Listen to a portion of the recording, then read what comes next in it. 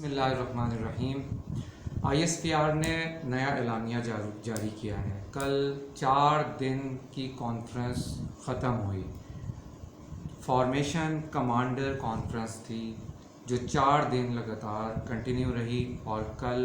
اختتام ہوا اس کا۔ اس میں جو حاضرین تھے ان کا میں ذرا آپ کو بتا دوں، اس میں چیف آف آرمی اسٹاف تو یقیناً ہوتے ہیں، دوسرے نمبر پہ لیفٹیننٹ جنرل اس میں شامل ہوتے ہیں،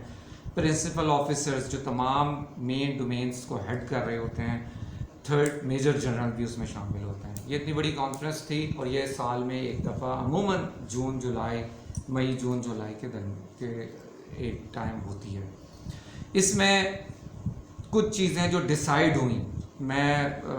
تو ایسا لگتا ہے کہ پلٹنا جھپٹ کر پلٹنا، یہ سب لہو گرم رکھنے کا ہے ایک بہانہ، مجھے تو یوں لگ رہا ہے۔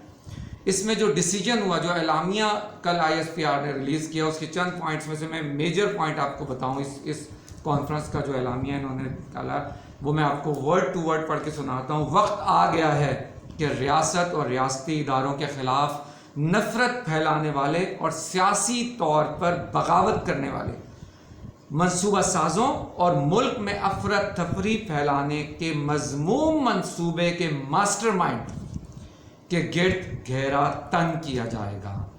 میں اس سے پہلے اسی کی کنٹینیوٹی میں ایک آپ کو پہلی میرا ویلاگ آیا ہوا تھا، اس میں میں نے آپ کو مینشن کیا تھا کہ آرمی ایکٹ اور آرمی آفیشل سیکرٹ ایکٹ کے تحت تمام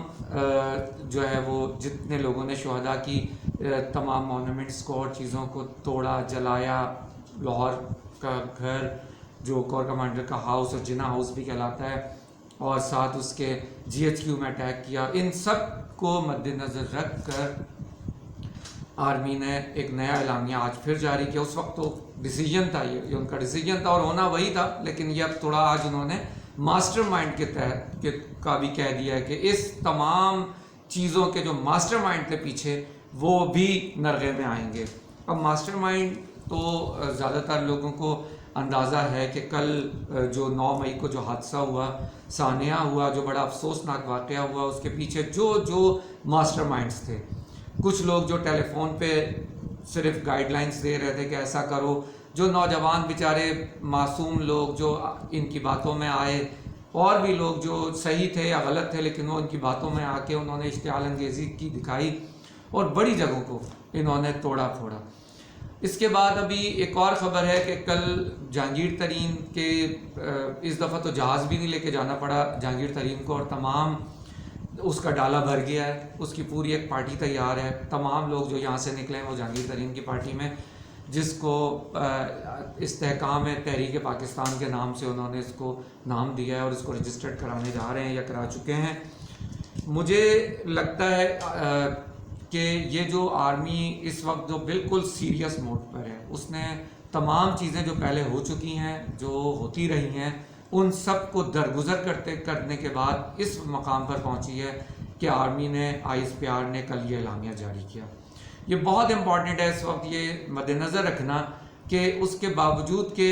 آپ لوگ ابھی تک ریلیکس ہو، یا آپ لوگوں نے کہا کہ خواتین کے ساتھ زیادتی ہو رہی ہے، مردوں ان کو لوگوں کو گھروں سے اٹھایا جا رہا ہے، 4 دیواری اور اس کی ناموس کا خیال نہیں رکھا جا رہا، حالانکہ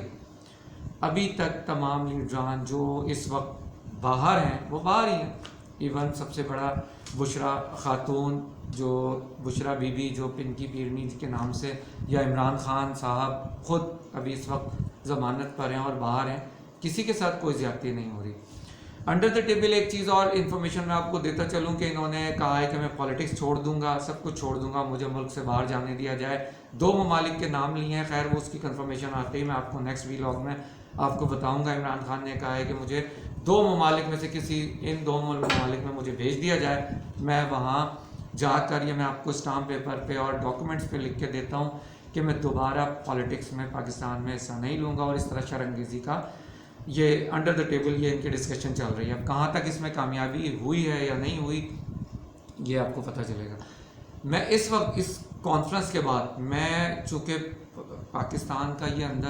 اندرونی خانہ معاملہ بھی تھا اور دوسرے ممالک میں ایک ٹھٹھا ہوا، ایک لوگوں کو مضحکہ ملا، ایک ہنسی ملی کہ یہ کام پاکستان کے اندرون خانہ لوگوں سے ہم نے کروا دیا جو دشمن کبھی نہیں کر سکتا تھا، وہ آج پاکستان کے اندر کے عوام نے مل کے. دوسرا، پاکستان کی فوج نے اس وقت بالکل ان کو پیسفلی ان کو ہینڈل کیا، کوئی اس پہ ریئیکٹ نہیں کیا تاکہ انسداد دہشت گردی یا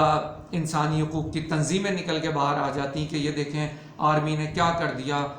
یہ آرم فورس کیا کرنے جا رہی ہے. حالانکہ ان کے کور کمانڈر کی کانفرنس، کور کمانڈر کے گھر کو لاہور کے توڑا پھوڑا گیا، جی ایچ کیو میں شیلنگ، پیٹرول بم اور توڑ پھوڑ کی گئی، اور جہاں کلمے لکھے تھے وہاں اس کو مٹائے گئے. یہ سارے کچھ ہوتے رہے اور آرمی خاموشی سے دیکھتی رہی، وہ صرف یہ شو کرنے کے لیے کہ یہ ہمارے لوگ ہیں، ان سے نہیں نمٹنا. یہ اشتعال ان کو کوئی دلا رہا ہے، اور اشتعال اب آخر میں یہ جو اعلامیہ آیا ہے کہ ماسٹر مائنڈ کے گرد گھیرا تنگ کیا جائے گا، تو آپ خود اندازہ لگا سکتے ہیں. کل نیب میں بشرا بی بی نے بیان دیا، بشرا بی بی نے، جن کی پیرنی نے، کہ 458 کنال زمین اور 28 کروڑ روپے ملک ریاض نے ہمیں بغیر کسی لالچ کے مجھے دیے ہیں، اس کو کرپشن میں نہ لیا جائے. یعنی وہ میں 190 ملین پاؤنڈ کی میں ایک ویلاگ کر چکا ہوں جس میں میں پورا ایکسپلین کر چکا ہوں کہ یہ کس طریقے سے یہ نیشنل کرائم ایجنسی لندن نے، یو کے نے اس کو پکڑا، اور یہ 190 پاؤنڈ جو ہے وہ 190 ملین پاؤنڈ پاکستان کو دیا، اور پاکستان میں انہوں نے اس کو اٹھا کے ایز اٹ از